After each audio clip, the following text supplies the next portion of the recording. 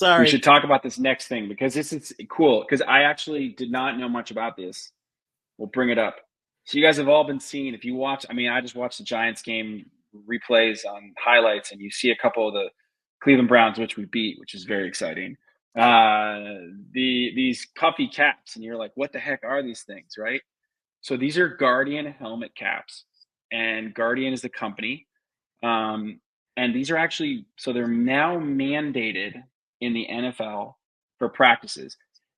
They're not actually that expensive. At least I looked them up. It didn't seem like they're that expensive. Now, what's interesting is I hadn't seen these in the high school level. No one talked about them, and maybe they're using it in practice. But you've seen the practice. They had all those weird helmets and things like that. Well, these are kind of the new thing. Yeah. Um, and if you can pull the timeline up, it's kind of interesting to show this. So in 2017, they won this sort of NFL Tech Award.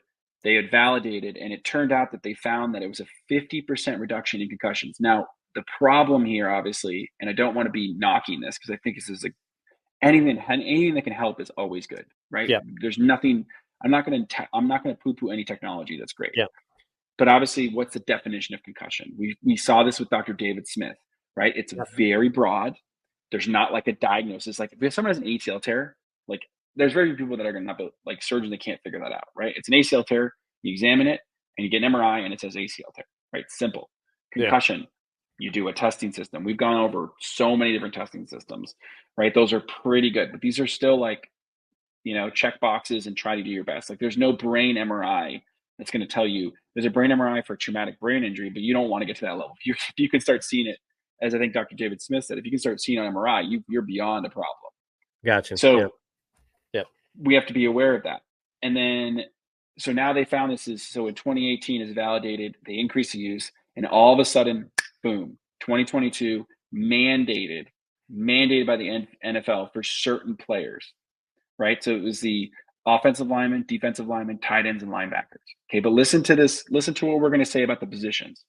2023 expanded it to include preseason, regular season, postseason contact practices. So then they added running backs and fullbacks. And then 2024, and this is where it's crazy, they expanded it again.